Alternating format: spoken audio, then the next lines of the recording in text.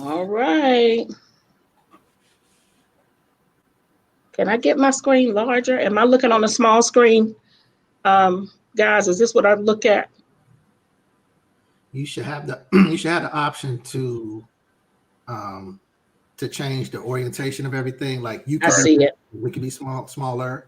You can do that. So that what you're talking about? Yeah, but I don't see. There you go. Okay, there we go. Yeah. All right. I see some people coming on. I'll give it about 5 minutes, and about a couple seconds, and then we're gonna get started. And you know how to make people's comments pop up on your screen, right? Yes, I think I see them on my screen. Okay. Yeah, but I'm not on Facebook. Actually, I'm gonna get on my phone, but I'll turn it down. Mhm. And I think they said there was a delay on Facebook. Yeah, it's a slight delay. Slight delay, yeah. But it's better than the other platforms that we use. So Gotcha. I think this is the best one. I think StreamYard has come up during this time. So All right.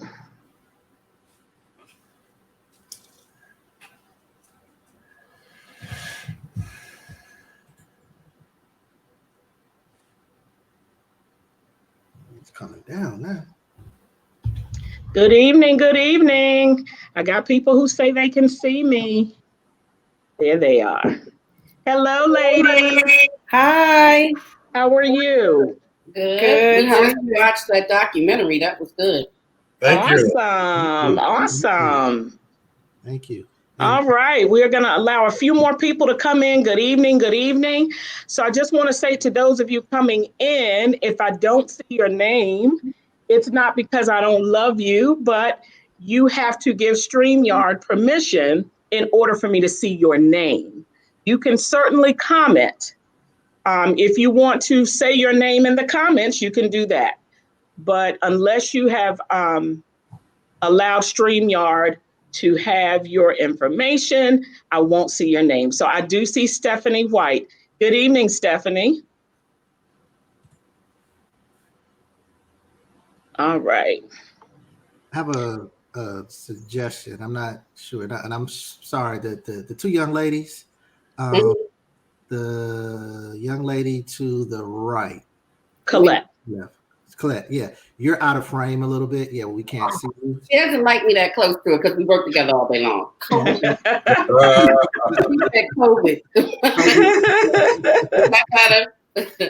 All right. Good evening. Okay. So we're going to go ahead and get started for the sake of time. Good evening, everyone, and welcome to Positive Wisdom Talks. I am super excited to have you all here. This is the first. We work together all day long. So somebody do me a favor. I think it might be Colette. You all might have somebody has Facebook up, so I can hear the delay.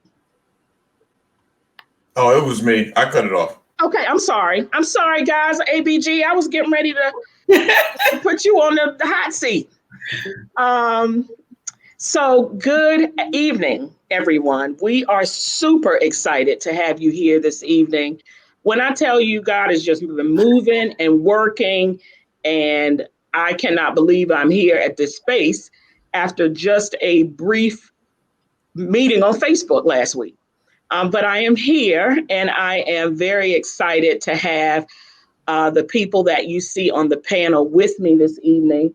So we're going to have a discussion this evening about Black male depression.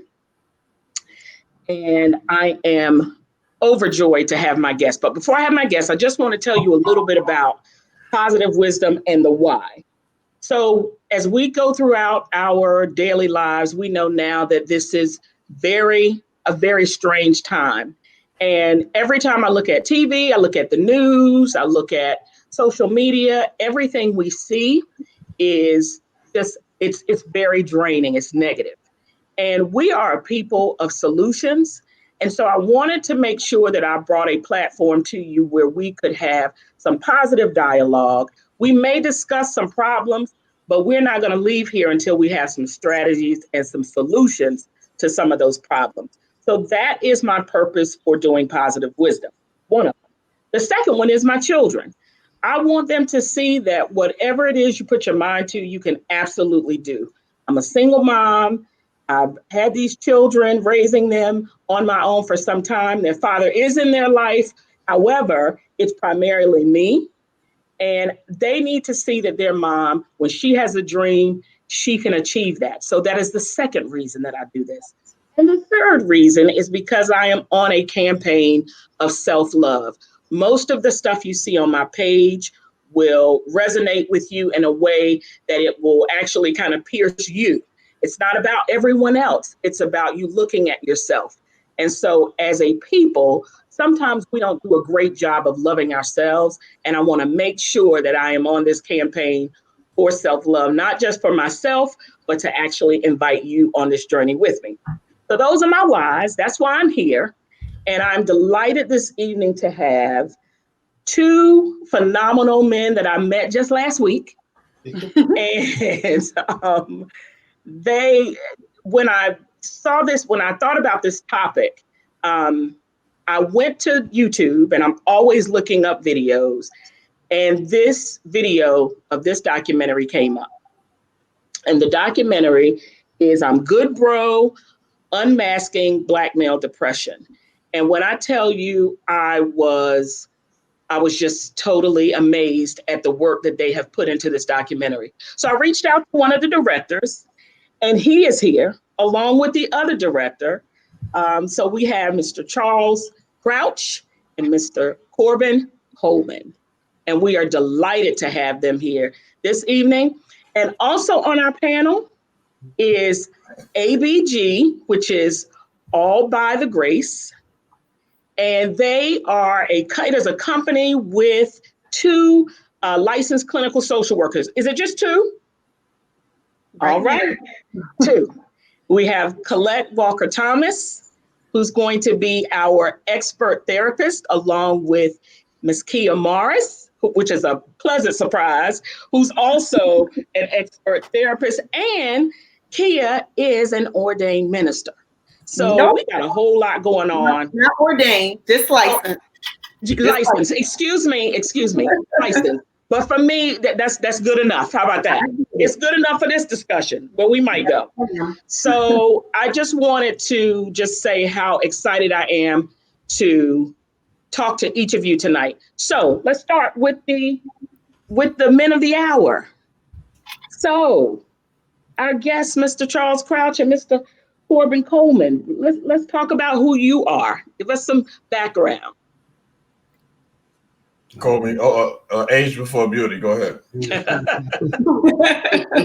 So you want to know how we came about, or? Well, yeah, what I want to know is, tell us a little bit about who you are individually. Let's do that. Okay. Yeah. Again, my name, Corbin Coleman, originally from Chicago, Illinois. Mm-hmm. Born and raised. Been in North Carolina for about 20 years. So graduated from an HBCU in Ohio called Wilberforce University. All right. The oldest historically Black college institution, 1856, but we won't go there right now. Go there right now.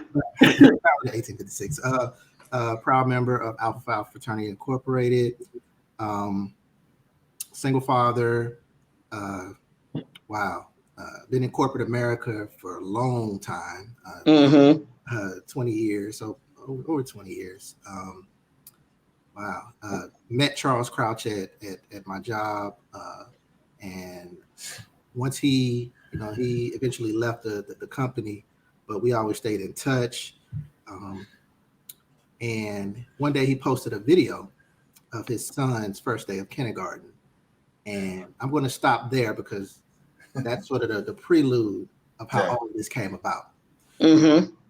But that's a little bit about myself. So Charles, you can pick it up from there. Okay. So my name is Charles.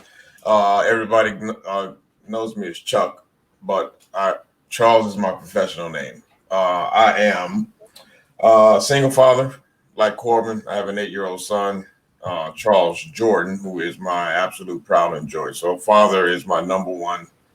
That's my number one occupation. I am a musician. I'm a writer. I've got a few books out. Take pictures. I do video, obviously. And, I'm a Renaissance guy. Anything dealing with arts, I just like to do. Awesome. So, as Corbin was saying, when my son first went to kindergarten, I was there. His mother was not able to make it. My ex-wife was not able to make it. So, and as any proud father, you want to take pictures, you want to document the moment. So I just was taking pictures, and there was a little kid there that was there by himself. Not sure where his parents were. Like I like to say, Corbin likes to say, no judgment, not sure what happened. But so he just kind of gravitated towards us. So make a long story short, we started posting, we started taking pictures, and he just kind of became our family at that moment. And so when I was leaving, I told my son, Jordan, I said, Jordan, I love you, buddy. Have a good day. And so when I was walking by, the little boy grabbed my arm and he hugged me real tight. And he said, I love you. And it just broke me. Mm-hmm. So I went home, made a quick Facebook video about it, barely, holding back tears. A couple hours later, video goes viral. Everybody's like, oh my God, this is beautiful, blah, blah, blah. So Corbin hits me up and is like, look, man, we need more positive videos like that. I was like, yeah, you're right. So we just decided to start this company where we're just going to showcase positive videos, enlightening videos for the Black community. And out of that, 4C was born. And then about a year later, we came up with the bright idea. We're going to do our own documentary. Wow. With no experience, with no formal training, we just had determination and will to do it. Mm-hmm. And no budget, no powerful backing. All we had was God. And, and the message to get out. And here we are. Yeah. Here we are. Wow. Well, let me tell you, that's all you need is him to get the, when you have something that is burning on the inside, Sure. That's all you need. So, wow. So you started from basically not knowing how to do this at all. Nope. And I remember when we connected, you asked me, I think the three of us were on the call, and someone asked me, how did you find us? How did you find the video? Yeah. And so I just happened to stumble across it on YouTube. I put that subject in because I'm seeing a lot. I'm a single woman. I date, sure. And I am seeing a lot of men battling depression, and it's showing up in the dating world. It's showing up in your marriages. It's showing up at work, the people you work with. And so I put that in the search thing, and your video was the first one that came up. And when I watched it, I was blown away. And I'm hoping that those of you that are on had a chance to really watch it, because we're going to get into it in just a minute. So one of my questions too is why did you tackle that subject? Why depression? Well, a few reasons. So I was diagnosed with severe major depression when I was 26. I'm 44 now, so almost 20 years ago. But I knew something was wrong way before then. But I just could not I couldn't put a finger on it. You know what I'm saying? And then once I began to educate myself, I started looking at the people around me, my homeboys, my family members, my brothers, and I'm like, they're dealing with this too. Mm-hmm. But I don't think they realize it. And so what I was going to do is I was going to write a book about it at first. And I said, people are more apt to watch something rather than to read something. Mm-hmm. And then that's when I hit Corbin with the idea. I said, man, let's do a documentary. And it was, you know, it was just like that. I mean, it was, you know, it just, like I said, it's just something that we knew needed to be talked about. And it's swept under, mental health is swept under the community, under the rug in the Black community far too often. And, you know, you're told you're weak, or we often say, you know, in every Black neighborhood, you got that one person that's crazy so-and-so. Right. You know what I mean? Right. And, That's right. I remember growing up. I'm sorry to cut in, but I remember the thing where people had the uncle at home that never came out of the room. Yeah. You know, that family member that was, all they did was made sure they had something to eat, the TV was on, and you kind of left that person alone. So I totally, yeah, absolutely. Yeah, and that's the, you know, and that's the stereotype of mentally ill in the Black community, is somebody that's crazy and everybody's scared of them. But it's like a lot of us are running around here sick and you're depressed. We have anxiety. I think a lot of Black men or Black women, Black people, period, deal with some sort of PTSD because the things we grow up seeing. I mean, you know, so I just wanted to put it out there and say, hey, it's not what you think it is. It's not just people, you know, crazy and chasing people or whatever. I mean, it's everyday functioning people that are dealing with a mental health issue. Right. Wow. Corbin? Yeah. So once he had hit me up with the idea, I was like, what do we know about, you know, documentaries? Like, you sure you want to do something like this? And I'm like, yeah. I said, okay. So we both attended YouTube University. Me too. These at YouTube University. We studied different documentaries on Netflix and studied camera angles and just watch and observe as much as we possibly could. And then, you know, we bought equipment and we just sort of just threw ourselves out there. It took us about 8 months to shoot. And the significance of the date that we released it, which was October 1st, 2019, was that's a National Depression Awareness Month. Right. Wow. October. So it just fell in line. We were supposed to release it actually sooner than that, but we weren't finished. We were going to release it, I think, May or June, if I'm not mistaken. Right. Of that year. But we just weren't finished yet. So we had pushed it out. And then October, we set a date. Once we set a date, and that's a tip for anything you're doing. Yes. Like, once you set a date, put it down on paper, yes, you're more apt to finish whatever it is that you're trying to accomplish on that date. So we discussed it, say we're going October 1st day, we're going to release it. We released 2 trailers, which you posted in the group. And then that's when the snowball effect started happening. Trailers. And we weren't even finished with the film yet. Yeah. And people were reaching out at that point in time and just asking us, hey, is this going to be on Netflix? Is this going to be on, you know, different streaming platforms? We was like, no. Yes, it will. No, not yet. You know, we were trying to find it. It was like, let's go with YouTube with the first one, and then we'll go from there. And then it just sort of just blew up. I mean, we weren't expecting any of this. No, we were not at all. I mean, we got invitations for screenings simply off the strength of the trailers. Wow. We were like, wow. And I was like, well, we got to do it now. Yeah. You know,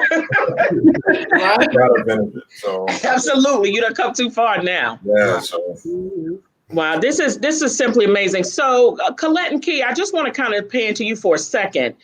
You heard some of the things that Charles brought up about his journey, and do you find that this happens a lot? That do you find that people get diagnosed as soon as he did? Because you said, Charles, you got diagnosed when?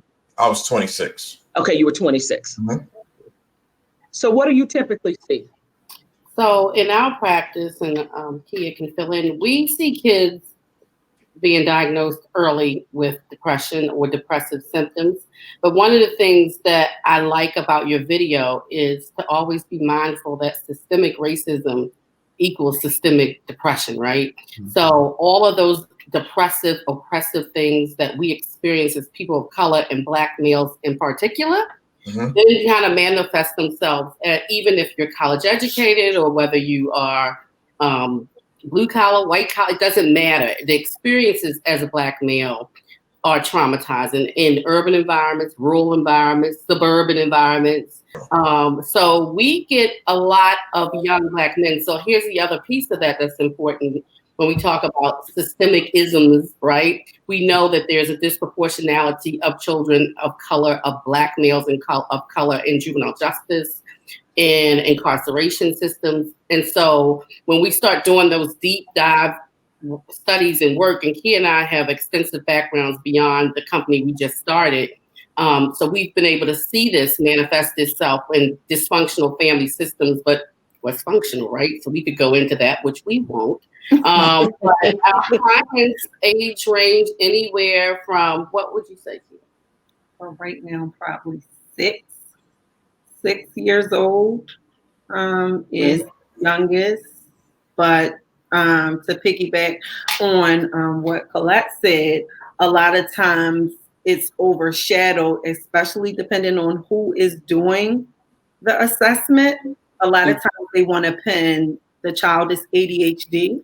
And we talk about PTSD and post-traumatic stress disorder. You know, that was one time known only for people that want to combat. But we know the environments and the communities that we live in, especially in Baltimore City, there is a lot of what is now known as urban trauma.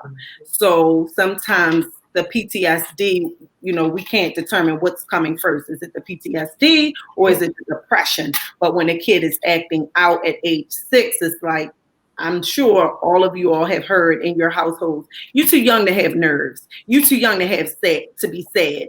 And we know that that's not the case, because kids take on things and they don't know how to really openly express themselves. And if they're not given that platform, you later see things manifesting. And then later on in life, it's like now it's severe depression. Right. And that's interesting that you bring that up. Colette, were you going to say something else? Oh, no. Well, no. It's interesting because I wrote some stuff down that I saw in the documentary and it was something that you just said, where we talked about trauma. And I think it was Lamont's story.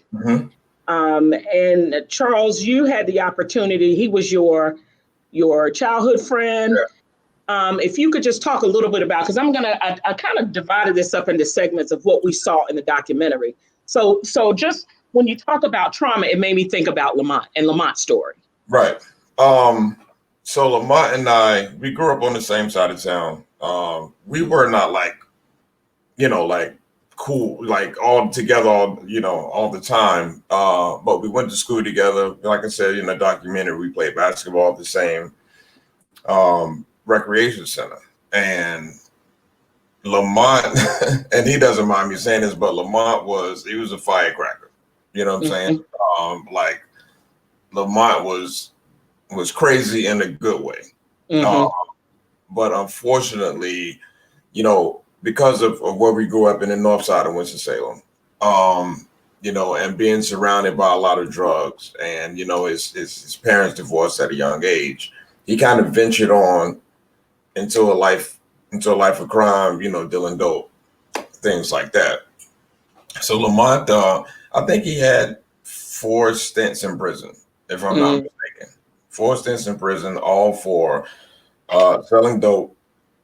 He's got like 3 felonies, I think. But fast forward, a few years later, Lamont is now working on his master's degree in counseling. And so he kind of has this thing where he says from drug dealer to drug counselor. And I told him he needs to write a book, because his if you know his story, it's absolutely amazing to see where he came from to where he is now. But yeah, I mean, he dealt with a lot of, just, it's not normal to see crackheads every day. It's not normal to see, people getting shot and being shoot. That's not normal, but because they have normalized that in the Black in Black communities, we don't realize that is abnormal. Mm-hmm. So we just think that's regular. Right. We get out in the real world and like, wait a minute, I shouldn't have saw a lot of things I saw growing up. Mm-hmm. Yeah. Wow. And that's why, so when you mentioned the trauma, in this example, you saw the trauma he experienced with seeing, he even remembered that scene of his mom and dad, Right. his dad holding his arm. And I mean, like, he's an older man. So to remember, to have that in your memory still lets you know that things are really, you're impressionable as a kid. And even when you become somebody in your 40s and 50s, you don't forget those moments. Mm-hmm. And they are very traumatic experiences. And we see that a lot with our children. And you're absolutely right, Colette, when you said a lot of kids are diagnosed, they misdiagnose them. They say, oh, they have ADHD. Nobody is really doing, well, I won't say nobody because you all are, but I also work in the school system and I see kids mislabeled all the time. And so to hear Lamont's story was just, it was so familiar. It was very familiar. So I do want to go back just a little bit. So we talked about why you wanted to do this film. What surprised you the most about doing this documentary, you think? Man, one thing in particular that, it's funny, I was just talking with my family about this over the weekend. One thing that I did not expect when we would go to these screenings, whether it was here in North Carolina or up you guys' way in the DMV area, the majority of the audience was women. Mm-hmm. And I didn't expect that. Did I expect a lot of men? No, but it just sort of threw me off. And there was a lot of people who were asking the questions. And so that completely surprised me. And then a particular screening actually in Southeast DC at the Arc. 3 different gentlemen stood up. After we did that, what we would do is we would show the documentary, then we would have a Q&A afterwards. Mm-hmm. And we would have, of course, a healthcare professional on the panel, a therapist who would answer those clinical, questions and everything. And on 3 separate occasions in this evening, 3 different guys stood up and said they were molested as kids. And it was their first time admitting this, in front of anybody. Right. Mm-hmm. So imagine us looking up, we're in this auditorium, us looking up, and the mouth just dropped. Mm-hmm. Like that was something we didn't see coming. Mm-hmm. And we didn't understand like the impact this documentary would have on people, both men and women. Messages, emails, the comments left on different platforms. It's just like, wow, I didn't hear this coming. So it was a complete shock to me. Wow. Absolutely. I think with me, with that, obviously, but another thing was the amount of white practitioners that were extremely interested in this documentary. And I mean, we would be doing Q&As and they would be asking us questions, and Corbin and I looking at each other like, you're the one with the degree in this. We just made the film. You know what I mean? Black people. Right. I figured, and I was telling Corbin, I said, I think what I figured out is they probably do not know how to reach their Black patients.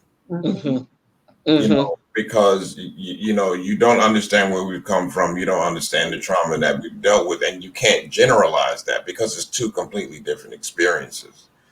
So I think the amount of white practitioners that are reaching out to us, like, this is going to help me to better understand, and like Corbin said, just the amount of women. I mean, after we would do the Q&As, I mean, it's just this long line of women standing to ask us questions. I mean, you would think it was like Luther Vandross and Keith Sweat, you know what I mean? Like, and it's like, y'all said y'all was single fathers, so I'm just saying. And they're coming asking us, they're coming asking us questions. Well, how do I get my husband to talk? Well, I think my husband is suffering from depression, and it's just like, it's hard enough to get men to go to a regular doctor. Right. It's going to be extra hard for them to go to a therapist, because when you go to a therapist, you're going to have to talk. Yeah, big time. You're going to have to talk. And, I said, if I could make them go, I would, but I can't. You know what I'm saying? It took me years to go. But I knew it, if I didn't think, and I thank God that I went before I had my son. Okay. Because now, even though he's just 8, I keep a very sharp eye on him to make sure if I see any patterns or things, because now I know. And, we have this awesome relationship where you can talk to me about absolutely anything. I will never discount your feelings. Right. No matter how minuscule it may seem. You can talk to your dad about anything. Because I didn't always feel that way with my father. So, but yeah, it's really touching lives, and that's all that we wanted, Wow.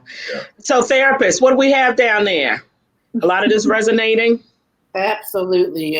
And so I'm not surprised that you do not have a lot of white practitioners coming to you, because they want to figure it out. Right. But it's about empath, right? And empathy and empathetic, but it's also about understanding. You can't use all that stuff you got from University of Maryland and every other white institution. Sure. Those theoretical models are only frameworks for good practice, right? And so it's really understanding the origin of where does depression come from? Where does it come from with this particular client? And getting to the root of it, but you have to understand the history of that, right? And not even women who are really going to break it down into gender can perhaps understand the path of a Black man. As a mom of 2 African-American sons, I have to say, and so is she, but I have to say, I'm hypervigilant, of course, as a therapist. I'm like always looking, and then I have to say, no, I'm not projecting, because I hope I'm not projecting, but I'm constantly observing how does the society's impacts my kids' well-being and their mental health and their depression. So I'm glad that you had a lot of women coming up, and they didn't just leave their underwear and say autograph them, but they really wanted to know what to do with the well, he said it's used to bring and other ethnicities are trying to learn, because that's the only way we're going to move forward, is that people really get it and understand it and really take in what your stories have to tell. And the best part is they're real. They're not fiction stories. These are real stories. It's a documentary. Yeah, that is correct. And listen, there was another quote in the I quoted quoting Charles. He said, because Corbin, you didn't really do any talking. You must have been behind the camera.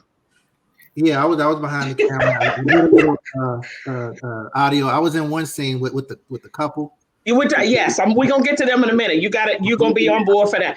Yeah. So, but Charles said, I don't have the exact quote, but he said something regarding the restraint that it takes for a Black man on a daily basis. Sure. You spend the majority of your day not being able to be authentic. So tell us what that's about, because as Black women, we might get that a little bit, but we allow the white people to see us, roll our head a little bit. And but what is that for a Black man? Well, it's two different things. One is just restraint, period. Especially when you're cognizant. Even like in corporate America, when you're cognizant of knowing that you looked over, or knowing that they have this microscope on you, or knowing that your white counterparts get away with certain stuff, but when you do it, it's you're on an improvement plan.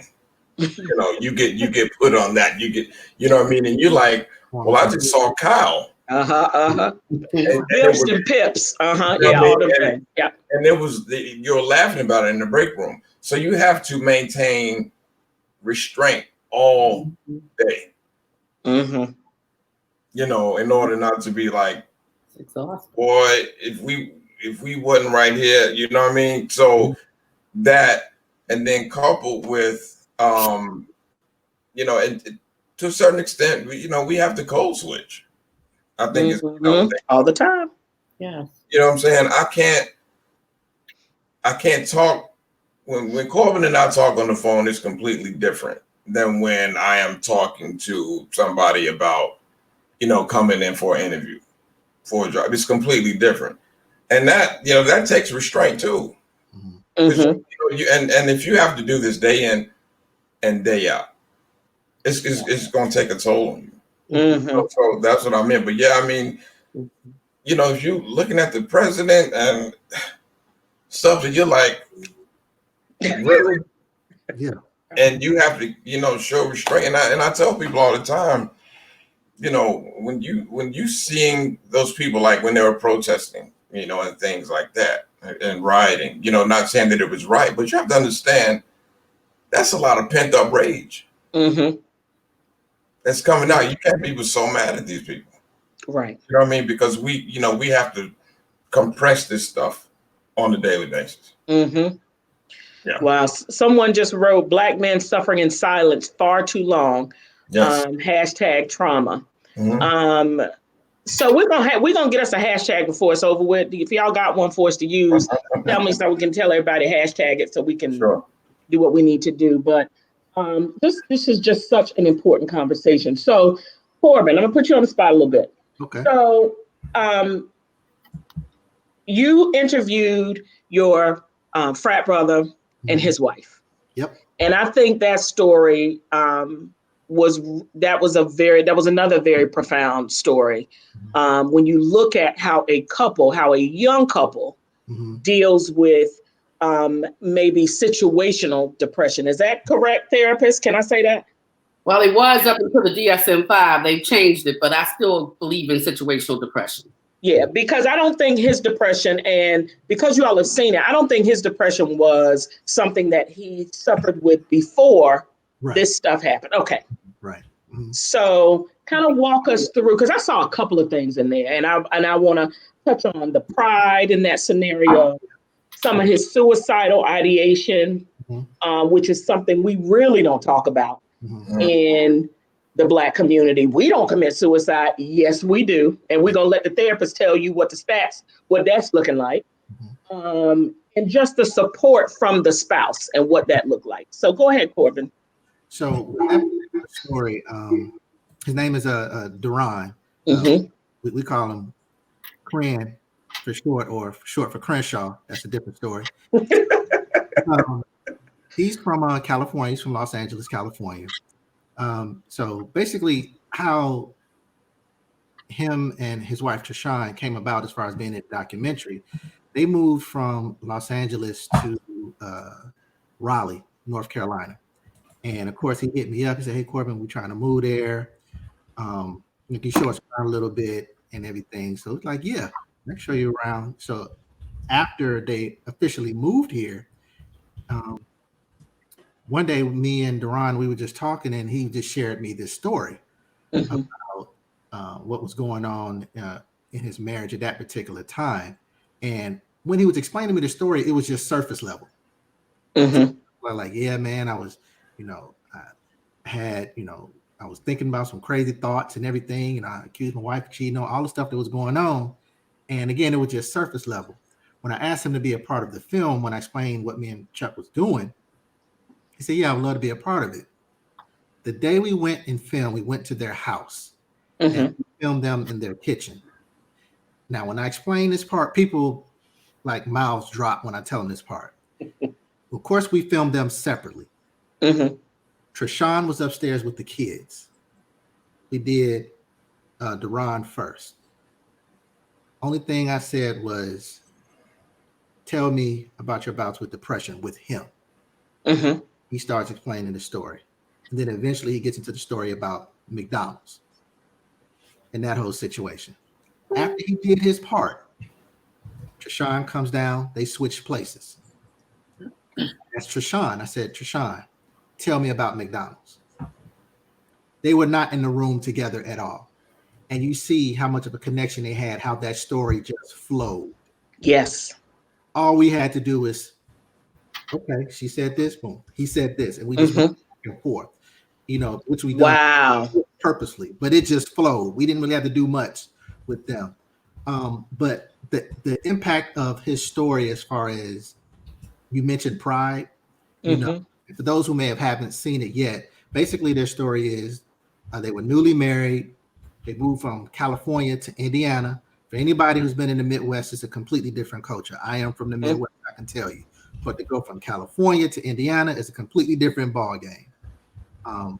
So Trishawn was getting her PhD from Purdue University.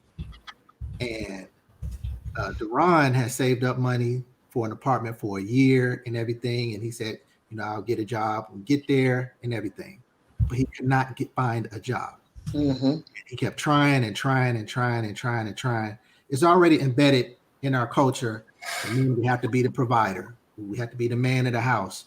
So I felt everything that he was saying, especially when he said, I had to really humble myself and get a job at McDonald's. You know, he has his college degree. He has his master's. We went to school. So, and she was very supportive in that moment, but also I could tell, and I'm sure everyone else could tell by watching the film, how hurt he was on the inside. He humbled himself and get a job at McDonald's, you know, and just to see how he reacted when she just wanted to come to McDonald's and surprise him and go through the drive-through window. And he just so happened to be on the drive-through that day, and he turns around. Well, he hears her put in her order, but he didn't think about it, you know, that was her. But when he saw her at the drive-through window, that's when all hell broke loose for him. You know, he just lost it. Not like angry, you know, did anything to her, but he just sort of broke down because he felt like a failure. Wow. She knew he worked at McDonald's. She saw him when he would go. Right, she see him. Absolutely. She saw him at work. That's what did it. And his story is so impactful because, I mean, I felt like I could relate to it. Ben related to it because you want to be the man in your household. And that's that ego, that's that pride and everything. Like you want to be. But if you feel like you're falling short of that, you know, what did they say? If a man don't work, who is he? Or what is he? Not providing on a level that he should feel. Remember, he said when he was in California, he had a Benz, he had all this stuff like that. He felt like something. You know, the materialistic items made him feel like he was successful. But when he didn't have it and he couldn't provide like he wanted to, he felt so low. And the depression really hit. So hence the situational, you know, situation with him. And it's an amazing story. It is let me tell you, that resonated with me so much as a woman, as a female, because there's two very prevalent stories in their whole situation. As a woman, I understood the wife. She was so proud that he was willing to go to work at McDonald's for her and the family. Right. And he saw that as, but this is not what you deserve. Right. This is not what I want to give you. And in her mind, she's like, it doesn't matter. The fact that you're willing to get out here and do it. So there were just two totally different. It was just amazing to me how that was done. Colette and Kia, what do you have to say about how situations tend to lend themselves to depression? Because right now we're going through a situation where I'm sure a lot of people, I'm sure you all's business has picked up tremendously. It has. What I will say is oftentimes when depression comes, you know, so many people are misinformed on what depression is. So just because you're not sad, laying in the bed, not getting up, or, you know, not bathing, those are the symptoms that we know about. But depression can manifest in people in different ways. And so when you said our business is booming, there is a lot of calls with couples and marriages being broken up because of various situations that COVID has impacted, i.e. jobs have been lost, and a man and his ability to be able to take care of his home, that money, that pride, that ego is often manifested in oh, he's just mad or he's just angry. But anger is a symptom of depression. Irritation is a symptom of depression, and we ignore it, and we'll just, I talk to my clients all the time about just treating symptoms. So sometimes people say, well, I'm all right, I'm good, that's over with. But we never really got to the root of what's really going on. It's the layers and layers of compounding trauma that got you to this point. So yes, we can give you some medicine, or yes, you can get a job and you get the Benz again, and you can get a nice place and a nice corporation, but that's just temporary until something else happens. The irritation, the frustration is still there, but you think because you're not laying down or you're not laying in it, you're not depressed. And I think as a community, not only was it once taboo to, go out and talk to somebody, but we're so ill-informed, and we don't want the stigmas that come with a Black male being depressed. What do you mean?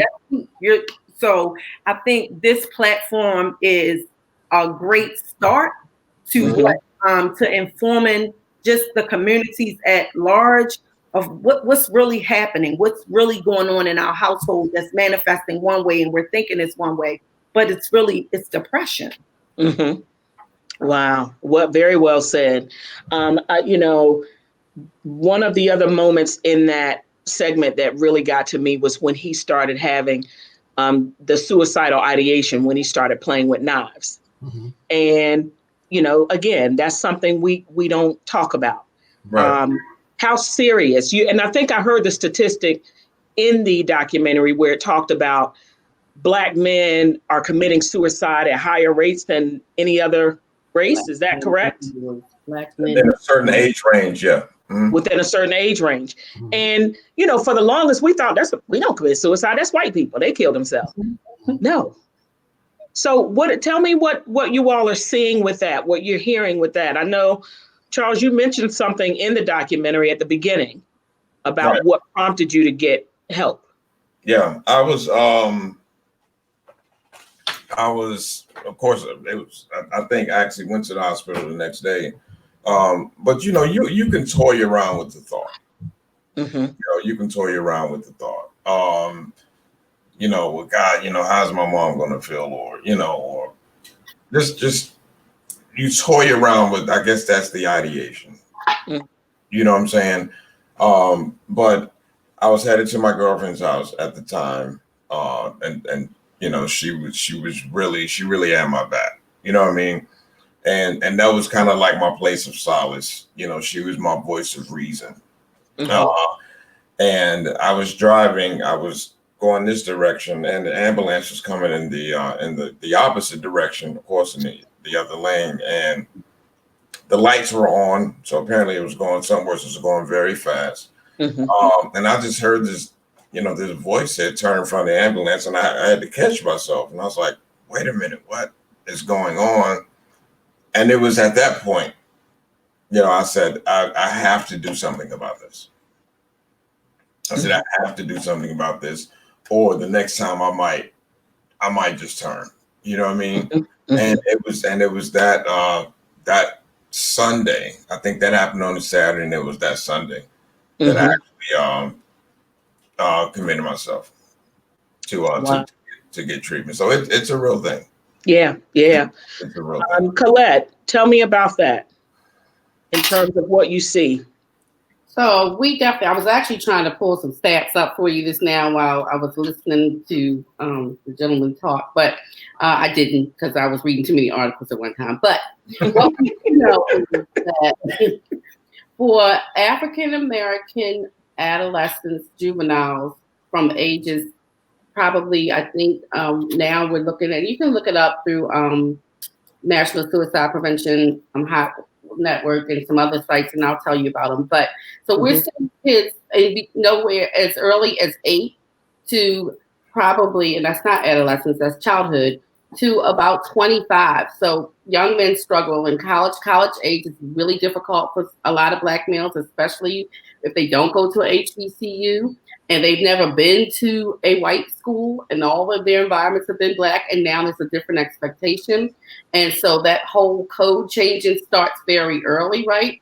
And then the stress of our kids, our Black kids that we put even in private schools where they learn to code change very early. Mm-hmm. These elite private schools that we feel we're doing the right thing, right?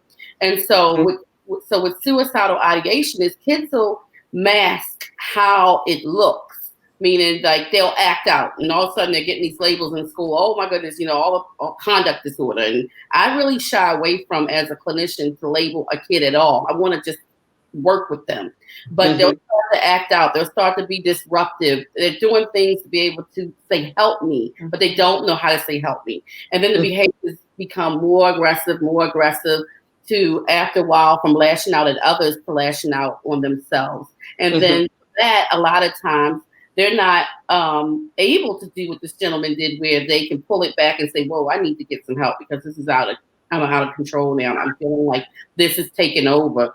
So then it really becomes, I'm going to follow the thought. I'm going to follow through with it.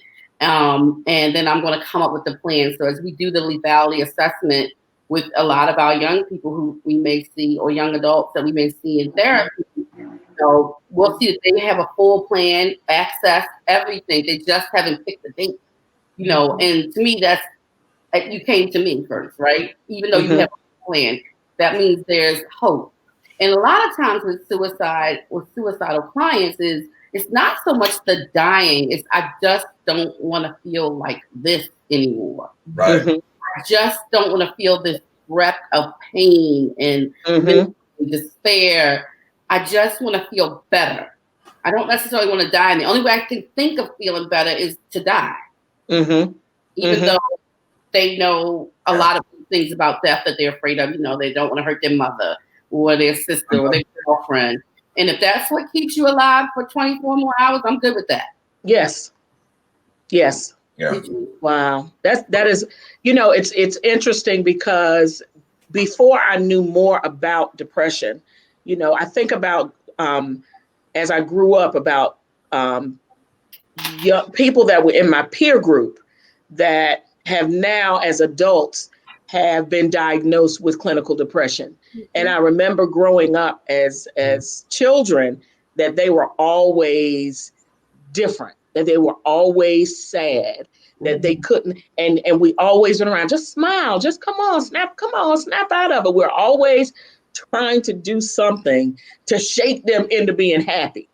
And I think it was the clinician in the documentary who talked about how it's not just something you just snap out of. Like it is real. Like when you are feeling that, when you're in that space, there is no snapping out of it. There is no enough positive affirmations to put up somewhere that is going to help you to snap out of it or cope. One of the things you all touched on in the documentary was church. And the role, Corbin is laughing. Yeah, because we got some stories about that part. And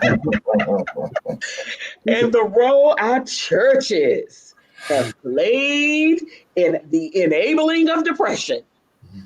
Because many times they think that, when they lay in hands and you have shouted until your socks come down in your shoes, they think that you can go home now and everything gonna be all right. But we all know we all know on here in these four squares that is not necessarily. So Corbin, what do you have to say about our church? So one thing is funny, and this is just a little bit of background information about the church. Our first two screenings were at two separate churches. One was in Chuck's hometown in Winston-Salem, and the other was in Durham, North Carolina. Oh, I know they shouting in them churches. Go ahead. So, when we did the second screening, and again, it was a big crowd. We wasn't expecting this. It was a huge crowd at this church.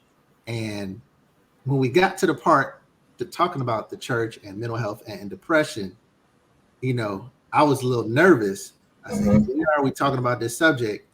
People gonna turn around and look at us and call us heathens and try to cast some devils and spirits out of us. Subject, so I was a little nervous. but it got a great reception. Yeah. To it, you know, people were thanking us for addressing this. So when Chuck asked the question, do you think the church is doing enough? I believe you asked that to Lamont, if I'm not mistaken, Chuck. Right. I think the church is asking if you're doing enough. And it was the reception of people that came up to us and says, you know, we're not doing enough. We should address it more. I've asked different therapists to say, hey, when you go to these health fairs at the church, do you see mental health specialists there too? We see the physical, we see the doctor, we see the nurses, but do you see anyone? And they were like, no, not really. It's just more so physical to deal with the mental. And I said, interesting. Do you see that changing? And she was like, yeah, I do see that changing. So the church is addressing it, you know, now. But if you would ask this question, within the last 5-10 years, no, it was not something addressing in the church at all. So I know the story along with that as well. Right. Yeah, I tell this, you know, when we go out and do screenings, you know, and it just blows people's mind. I tell people, I was like, you got to understand, when I went to commit myself to a mental hospital, I had just left church. Not only did I leave church, but I had just left the altar of a church in a prayer line. And I'm not, and don't get me wrong, you know, I'm a Christian. I grew up in church. I'm not negating that, but we are too quick to label everything as spirit. Yes. And like I tell everybody else, you don't tell a person with cancer, you don't tell a person with HIV, you don't tell a person with high blood, oh, just pray about it. You cannot think depression away. It's like you can't think a bad thought away. But you've got to understand, when you're dealing with depression, you literally cannot think anything positive. And so, you know, because my dad used to be like that. Well, you need to tell the devil to leave you alone. Speak the word, and you know, and that's good. But the Bible says faith without works is dead. And so the faith part is speaking, you know, and saying, you know, the devil will not have my mind, et cetera, et cetera. But in the meantime, I need to get on some medication. Absolutely. And I can proudly say now I've been on medication ever since I was 26, and I still have bouts. Corbin, I remember when we were editing the film, and sometimes he would come over, and I think because we spent so much time together, he started to see things, and he'd be like, "Yo, man, you okay?" And I'd be like, "Nah, man, just really not, you know, having a good day." And he'll say, "All right, well, we'll work on it another day." You know, and that's what a person that deals with mental health needs. They need somebody that's understanding and have educated themselves enough to know, okay, well, maybe this is not a good time. You know what I mean? There's a lot of times where you knee deep in a depression and you've been in the bed 3 days, you know, and you don't need somebody telling you, oh, get over it, you'll be all right. Yeah. Yeah. So, and I received that a lot until people educated themselves and knew that it's a lot bigger than that, man. Yes. I mean, so Amen. Yeah, that's wow. So you know, this thing of church, it definitely resonated with me. I grew up in the church as well. My dad was a bishop. My sister is currently a bishop. My other sister's a minister. I mean, I might as well have slept in church. So, and I understand that during that time when I was coming up, you know, we didn't really talk a lot about any type of mental health. Everything was a spirit. Everything was demonic. Everything was, you know, if it ain't good, it's of the devil. And let's get you to the altar. Let's pray. Let's, you know. And so I believe in prayer. I believe in the power of prayer. I know God can do it, can do miracles. However, I also believe in medication. I believe in prayer and drugs. So Yeah. I believe that people and therapy, because some depression can be treated without a medical, without drugs as an intervention, but some people need medical intervention. So can we talk about, Colette and Pia, about what you see in terms of, do you see a lot of people come in who, they're reluctant to come to you because of that, because of church, because of what they've been taught? So, our business is called All by the Grace. So we never try to act like we are not about the higher power.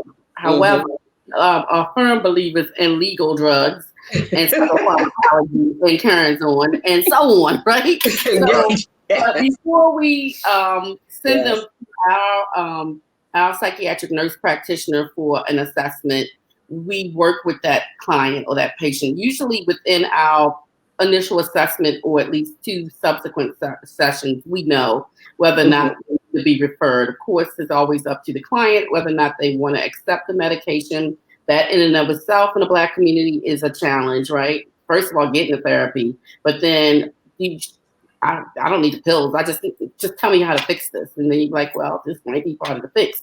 Medication does not take things away. It helps you manage what is happening. So you see it through a clear lens. That's sort of the purpose of the medication. It's not going to, just like this gentleman just said, it's not going to take your depression away, but it helps them manage most days pretty good. And to be able to function and at an optimum level. And so when depression hits, then you know how to deal with it. And it doesn't take you to a major depressive severe episode. The other thing too that people don't understand also about depression is depression can also manifest itself physically. So you just think that it's just about your mind and having these thoughts, but then you're wondering why you are hurting in other places, why you can't sleep. Why? What'd you say, Colette? So diabetes, untreated, looks a lot like bipolar disorder. It looks a lot like major depression because your insulin levels are off. Everything is off, right? And so if you have depression untreated or the bipolar untreated, and you're not managing those, I said depression, but I meant to say depression or diabetes. You're not managing that. The way that it looks is very different. We know that depression manifests itself in anxiety, stress, hypertension, high cholesterol, all the Black diseases, I call them. The hit list, hypertension, high blood pressure, all those things are direct results and can be a direct result of untreated depression. Because the other piece, if you think about it, untreated depression means that you're so far in your untreated depression, you're not even doing self-care. You might be doing your own what do you call it? When you're self-medicating, right? You may be doing your own self-medicating, but you're not doing self-care, which means you're not focused on working out and eating healthy and all those things, putting healthy things in your mind because you're that depressed. I'm sorry. No, go Charles. Go ahead. Yeah, it's extremely. I guess a good word would be psychosomatic. Like I know with me, when I get in a very depressive state, I won't eat. Which, and I stepped on the scale the other day, so I think I've been feeling pretty good lately because Lord have mercy. But so it does manifest. Physically, I get migraines. As Corbin knows, I get migraines a lot when I'm stressed. I was laid off of my job due to COVID in April, and Corbin the other day said, "Man, you've been getting as many migraines, lately." And I said, "No, I haven't," and it's because I don't have that stress at the job no more. Yeah, it really manifests itself. Physically, absolutely. Yeah. So in where I wear my other hat in my other job, I deal a lot with children who have medical illnesses, emotional illnesses, and we often see students where you think that they are you think that there is a physical illness when in fact it is extreme anxiety or depression, where doctors really, they'll tell you, I've done a full workup on this person, this student. I don't see anything physically wrong with them. I think they need to see a therapist. They may need to see someone because it looks like it might be depression or anxiety. Sure. So it's just very, very important that we understand that when we talk about mental health, this is not just some cavalier just topic like, okay, yeah, like it's no big deal. This is as serious as having high blood pressure, as having cancer, as having diabetes. It is as serious. And it is plaguing our community, and we are totally ignoring it. And especially in our men and in the heads. These are supposed to be our leaders. Absolutely. And so when we allow them just to be sick and we don't offer them something, we don't tell them that you don't have to be sick. You don't have to be sick in this manner. You can be treated. When we don't do our due diligence to say that, we are just really doing our whole community a disservice. Sure. So back to the documentary, we talked about the church. We talked about some of the people you had in the documentary. Did I miss any scene? I talked about the couple. There was a young man at the end where he talked about he was going through his depression, and his son was his why. Right, Ken. Mm-hmm. Yeah. So tell me a little bit about him. Ken and I went to school. Actually, me, Ken, and Lamont all went to school together. Ken he actually just released a book this week. He wrote a book about children being their father's glory. But he went through a very, I could not imagine some of the stuff he told me that he went through with his ex-wife in regards to their child. I mean, stuff like he went to his son's 5th grade graduation and his ex-wife had him escorted out by the police. I mean, and this stuff just happened all the time. And so basically, that sent him into a very deep depression. But at the same time, his son was the thing that kept him going. Quite like, pretty much like me now. And my son, and it's like, I can't give up because of you. I will not. You know what I'm saying? I have to keep going because of you. And so that's basically what he was saying. That his son is his motivation, to take care of his mental health, and I think now that, he's got a lot more visitation and things. So, the wheels are turning now. But yeah, that everybody has to have some sort of motivation to keep them going, because it gets tough. It gets rough. Yeah. Yeah. And it's tough just on a regular basis when you're not battling depression. It's just tough to keep going. And so that brings us to where we are now. And I think when you all started this journey, maybe it was around 2018 when you kind of started this journey. Could you have imagined that we would be going through something like this, and how your work really now should be like you're probably saying to yourself that we got this resurgence. Now all of a sudden things are starting to pick up again, and so let's start talking about the solution side and what you hope this film is able to do to give us some solutions. Go ahead, Corbin.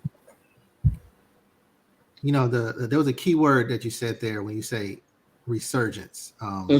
As we've stated, throughout the evening, throughout this broadcast, we would go on, we would say like these mini tours, so to speak, different places, different colleges, organizations. Again, we've been up the DMV area several times, so it shows us a lot of love. Yeah, y'all coming to Baltimore, just so y'all know. As soon as this is over, y'all go get here. Let's go. Just to see the impact that it had, and everything that's going on now, so basically, just to give you a little bit of background, we were going on these trips. We had just got back from Silver Springs, Maryland. So that was February 29th. So February 29th, we went to Silver Springs, Maryland. That Sunday, I believe, which was the 1st, if I'm not mistaken. I might be off by a day or so. Yeah. We did the, this was our biggest screening to date. There were just so many people there. Mm-hmm. That next week is when the cases start, the COVID cases started coming here in North Carolina. Mm-hmm. So that's when everything got shut down. Right. At that point. We couldn't go anywhere. We were trying to figure out, okay, what are we gonna do now? This is our bread and butter. This is how we're able to finance, future. And we just had to sit it out. We didn't know when we was going to get back to this point. The one thing that came out of it was people were still reaching out. Yep. And say, hey, can we just talk to you? Can we do live streams? Mm-hmm. Can we? So when you talk about inspiration or just keeping it going, we didn't stop. We just had to pivot. So that's to pivot. Yes. To go another direction and get the same outcome, to go to the same destination. So the need was there. I know that the therapist mentioned it's showing, with everybody being at home, the stress, the online teaching of kids, parents are stressed out about that from different levels, from size to high school, underlying problems that were there before within marriages and relationships. COVID had really brought it out even more. Yeah. People would just go to work. They go to work for 8 hours and they don't have to be around there to sneaking up 4 or 5 hours, whatever the case may be. So it's really forcing people to really deal with those issues. And they can't run away from it. Yeah. Right. So which is why they should all be home watching this documentary on YouTube. Right. Yeah. Over and over. And if you think about it, if you look at it, not only with COVID, but how race is now front and center. Yeah. Because of what happened to George Floyd and Ahmaud Arbery and Breonna the callous of Breonna Taylor. And I think people are now seeing, wow, this is what y'all deal with. And they're like, okay, my God, now no wonder y'all are depressed, or no wonder you're always anxious, or no wonder you're always stressed out. Yeah, this is what we deal with as Black men. So I think it was just divine timing that now people can sit down. If you look at what happened to with George Floyd and everything else, and now you see, taking down statues is cool and everything else. But if you really look at it, it was divinely set there to, you couldn't go to a bar, you couldn't go nowhere. So everybody had to face this head on. Yes. And see, oh my God, this is a living nightmare for Black people. And you can't avoid it now, because there's no way you can just, turn the other way. So I think more people are now tuning in and watching the documentary and realizing, oh my God, what those dudes, now I get it. It all makes sense now. It's a culmination now. And it's like, yeah, they really do go through these things mentally. And I think that's another reason why Corbin and I have been able to, have, people like yourself, Denise, reach out, and then these other groups reach out and say, let's have a talk about this. Let's have a conversation. Yeah. And so some of the reason I think is, one thing is, we wanted to have this conversation. We wanted to do this documentary to get the word out. Right. But you never knew that this was coming. Right. And that this would be probably the platform. This would be what you could not see. Sure. And I just want to say this again. I am grateful that I ran across this documentary and I got a chance to view it and actually now sit here and have this dialogue with you, because it is so important. We are absolutely going to have you here in Baltimore. Be very clear. As soon as you said what you were saying about your audience and it being the biggest one, you ain't seen no big audience yet. Just you wait. All right. Just you wait. Ain't that what we do, Colette? And Kia? Yes. But So right now we're probably at an hour and 15 in. I had us going up until 9:30. I mean, we could really, really, literally sit here and talk all night long, because this is just how important this topic is. But I just want to kind of bring things home a little bit. So I want to go back just a minute to our clinicians, just to say, let's if we can. They told us how they wanted to kind of let this film, what the work that the film is doing.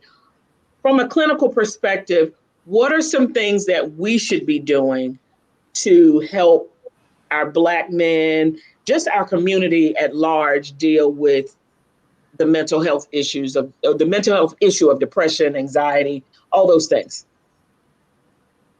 So I want to circle back because we talked about the church, right? And I was like, I'm gonna get in there. I'm sorry, Kia, I'm sorry.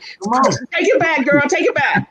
And so, I mean, and this is a lot of good stuff, right? And like you said, we can go on and on and on, and it feels good to talk about something that Colette and I do every day, and it's real, right? And it's right in front of us, manifested in these two young men. Calling y'all young. But just going back to what you said about praying things away, and because some people, no matter how much you try to educate them, they're like fixated and stuck in what it is that they believe. But when we talked about spirit, we know that spirit is just one part of the person. Sure. And so we believe in treating the whole person, mind, body, and spirit, right? Yes. So it was like burning on the inside of me to get that part out. Like, yes. So long gone are the days where we could just lay a hand on the head and say, oh, by his stripes you are healed. Yes, you are healed, but by his stripes, go get you some help. And then believe that you are healed when you are getting the help, right? But I think that this platform is just, tapping the surface of where we need to go and where we need to continue to go as a community to inform one another about how depression looks and what we can do to kind of help and get the information out there. And sometimes when we see what represents us, we may be more inclined to go and get the help that we need, because a lot of times when I am sitting across the table from that Black male that needs therapy, they are reluctant to say, well, I ain't never told nobody this, but, I've been molested, or this is happening, or oh, wow. I've had people say, I've never cried before, and they feel the shame because it's like you're sitting across from a woman and I'm a therapist, and you're crying about something that you're crying because you can't control it. You done held it in too long. You done masked it with drugs. You done masked it with sex. Because let's not leave that out as a please preach self-medicating. Amen. Mask it with sexing and whoremongering and slaying women, if you will. These are all masks that we cover up what's really going on. That says that we're hurting, right? So I think that I'm like loving this. I'm on the edge of my seat, like, give me more, give me more. Give me more. I think that there is a dire need for everybody. I don't know how I'm going to be able to stream this to my Facebook page, and I'm not like an avid Facebooker, but I think everybody and anybody need to hear this and need to be able to see, like, I too, no matter if you go to work and you do whatever you need to do, life will show up, and sometimes you're not prepared for the things that life brings you. But every now and then you just need to be able to talk to somebody where you're not going to hear it again. You're not going to hear what you talked to me about in therapy at the Thanksgiving table, right? You're not going to hear it at the Christmas dinner. So I think it's a need, and I'm so excited and so glad that, you thought it not robbery to have me and Colette on. Yes, let me tell you, God orchestrated this whole thing. First of all, I didn't even know 2 weeks ago that this was even going to happen. So the fact that we are sitting here tonight having this conversation, I had about 60, 70 people texting me, call, what's going on? What do I need to do? I've seen the number of people in and out. I'm trying to keep my eye on things. I'm watching the comments. It's just mind blowing at how many people really wanted this conversation to happen. And this just lets me know that this does not need to stop. This needs to continue. Depression is not going anywhere. So we need to keep having these discussions. Yes, Colette. I just wanted to add to, said, what are some of the things we need to do? I've been teaching at Morgan now for like 21 years. And so. That's HBCU, right, Colette? Okay, yeah. And mine. So I could put that plug in, but more importantly is in our urban institutions for the Masters in Social Work program, which is a very clinical program, that while we are urban focused, probably really bringing in curriculum specifically related to, so that it prepares clinicians to be able to address issues of depression specifically to African Americans. We are an urban institution. We do focus on African Americans, but we teach, for example, psychopathology in its purest form. And then we try to incorporate some things, but being even more deliberate and intentional in that. And my husband just texted me and said, the sex thing is real, Kia. So he's watching today. So I'm glad. I know that's right. Yay. Well, it's true. Yes. And it's funny, Kia, I'm glad you brought up some of those things, and Colette, you as well. Just the mask that we wear to cover up the depression. All the masks we have so many masks. And the mask that Chuck talked about earlier, just the fact that you got a code change every day. That's just to make it work, to be able to be treated almost equal, right? You feel fighting, and you got to put on all these masks just to do that. And then the masks we wear around our families, the masks we wear around our kids, the masks we wear around our sorors, our frat brothers, our church members. And when does that really, even the masks we wear with our partners. So when it's finally unmasked, Kia did a whole retreat on unmasking yourself and showing your real self with a group of ladies, and it was very powerful. Amen. Listen, so I'm going to read some of these comments. We as women, Stephanie Ransom, we as women need to know how to support our Black men without judgment.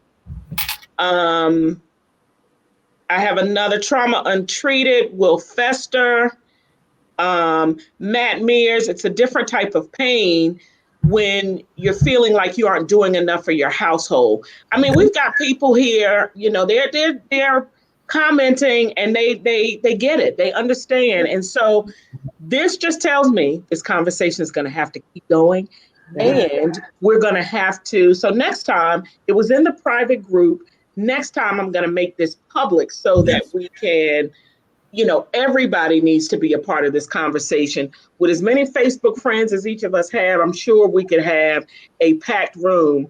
But this is a recorded session, so I may be able to post it, and maybe, Corbin, you can tell me that. Maybe I can post the recorded on StreamYard to Facebook. Yeah. Okay, good. I can do that so people can watch that and you all can share it. But any other remarks anybody wants to make before we close out? Guys, this has been absolutely incredible. We're almost at an hour and a half. And I feel like I'm sitting in the living room with my family. But this is really, really good. Anybody have anything they want to say as we close out? Yeah, I want to. Go ahead. Yeah, I just want to add something. I guess I've been the person who been adding these behind the scenes points, and this is how we know this was divine intervention. Me and Chuck, we don't talk about this a lot, but we were on our way to Charlotte. So as soon as I say Charlotte, Chuck knows what I'm getting ready to talk about. Yep. We were invited to the Black Mental Health Symposium in Charlotte, and Charlotte is about 2.5 hours from Raleigh. 2.5 hours. We were on 85, and me and Chuck just talking, and next thing I know, Chuck just grabs my steering wheel, just yanks it, and yells, "Corbin, there's a car coming towards us on 85." And it's funny how this story circles back. So he yanks the wheel, I finally get control of the car. We get to Charlotte. We're at the symposium. We're in the parking lot. Chuck gets out the car and he's just pacing around the parking lot, trying to get his nerves. Him looking at me, wondering, Corbin, why you ain't freaking out? I'm like, I don't know. I'm just, we here. Right. So the day goes along. We present at the symposium. We get ready to go. We're coming back to Raleigh. We had to meet with a therapist here who was talking about the documentary. After that meeting, me and Chuck, we're in the parking lot of the therapist's office. I pull out my phone and I said, Chuck, the accident that we almost got into earlier today was somebody who was just released from a mental health facility. Wow. That person died. Yep. They hit a truck head on. Wow. All over the news in Charlotte. It didn't make it to Raleigh. It was all over the news in Charlotte. And it was in that moment, that's when it hit me. Yeah. So this conversation that we're having right now almost didn't happen. Yeah. And I think back to that day, like we were on our way to a Black mental health to show our film and almost died in an accident from a person who just left a mental health facility, stole a car, going head on to us. So I think back, I'm like, wow, we want to talk about divine intervention. How absolutely. Back and it's connected. And a lot of people don't know about that story. This is the first time we've talked about the story on any like streaming platform. We've talked it amongst ourselves, groups, but now people can really wonder, be like, wow. And also to add to that, she was driving the exact same car, make, model, and color that we were driving. It was a black Nissan Altima. And he's driving, and I saw it, and I was like, no, I'm tripping. There's no way. You couldn't believe this person is coming towards you. Like, no, I'm bugging. And it's same exact lane. And that's when I just grabbed it where literally inches away from a head-on collision. And we found out later that young lady hit a tractor trailer head on and died instantly. So I will say that you can't stop. Yeah. This message has to get out. It has to get out. And I'm going to be a person, I'm sure Colette and Kia will do the same, that will continue to make sure that your message gets out. Yeah. I appreciate you sharing that. See, positive wisdom, that's what we do. We just pull stuff out of people. You didn't even know, you just go drop that, Joel.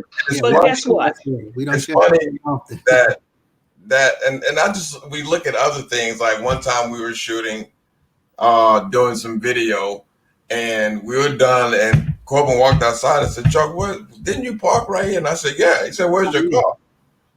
I said, what do you mean, where's my car at? Somebody stole my car. Maybe not. And that following week, we had to go and do our screening. So, like, a lot of times, we realize that the enemy fights you when you realize that you're on the right path. And the day that we had to go and do that screening was the same day they found my car. So it's divine. Like we know we are. Yeah. And had we never just took that step of faith and say, yo, man, we're going to learn how to do this. It would have never, got done. And it's the little things, people tell us, this documentary is great. And, we've won Film of the Year. We've been in, we've got, to be in some film festivals. But our greatest joy and the greatest accolade is when Corbin and I get these emails and they say, you know what, my husband watched the documentary. He's going to go to therapy now.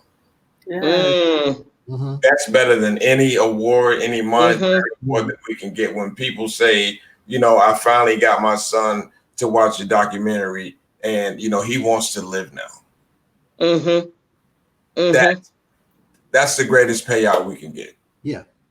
And I mean, and you'd be surprised how often that we get those emails. So, wow. you know, we just know that this was our purpose. Yes. To do this. Yeah. Whew. Yeah, this is powerful, guys. It really is. I cannot thank you enough for allowing me in to 4C's life. Mm-hmm. Just to experience this. This is absolutely amazing. I know this film is going to make it to a whole lot of places. Mm-hmm. And I'm just happy to that I could have an opportunity to bring you to the people I brought you to. And I expect that other people are going to want to reach out to you, and other people are going to want to have this. Do you want me to let people know to join 4C Visuals group on Facebook? Yes.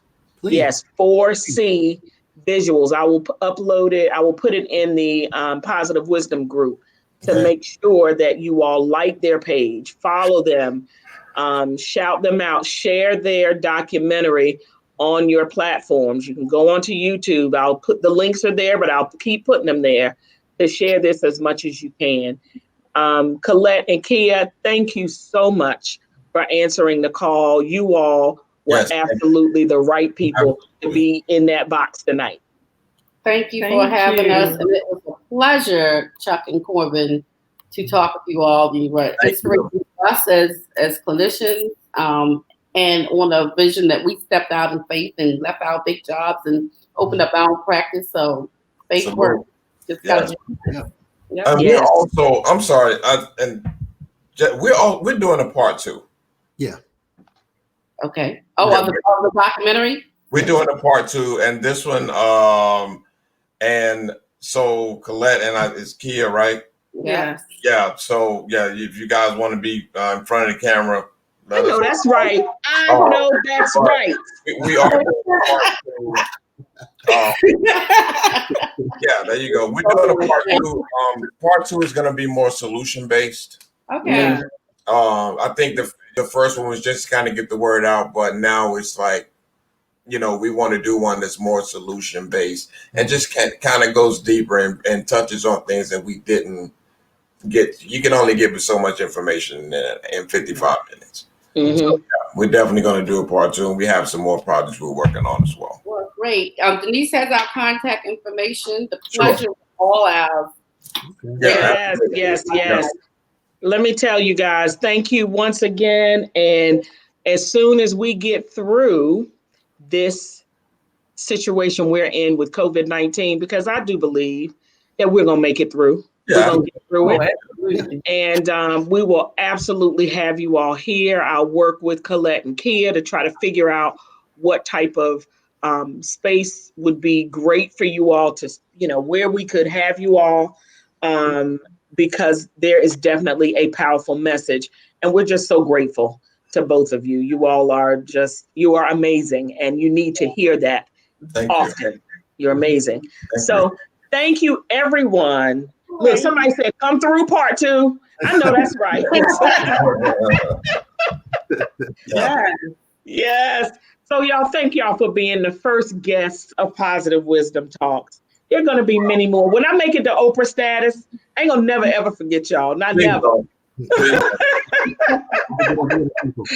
But no, just thank you. Thank you, everyone who came through tonight. This has been absolutely amazing. There will be more talks. We'll talk about a lot more things. We're going to talk about relationships. We're going to talk about feminine energy, masculine energy. We're going to talk about communication, attachment styles. We got a whole lot to talk about. So my clinicians, you know, you're going to have to be on board. And listen, Corbin and Charles, I see you all do talk about a whole lot of other things too. Every Thursday night, you all go live and talk about. The last one I saw, you all were talking about Breonna Taylor's case, which was very informative. What you got on slate for tomorrow night? Are we doing it tomorrow night? I don't think we've got anything scheduled for tomorrow. Okay, all right. Well, we'll listen. When they join the group, they can follow y'all and see what you got going on. Sure. But we'd love to have you all back, even if it's just to talk about an event, something else other than the documentary. We'd love to have your dialogue, and your input. So thank you once again. Thank you. It was an honor. Yeah. I'm very humbled and grateful that you could have us on here. And to Colette and Kia, you guys are amazing. Yes. And we can't wait to put that light on y'all. Oh, that's right. You can't have work if you can't have play.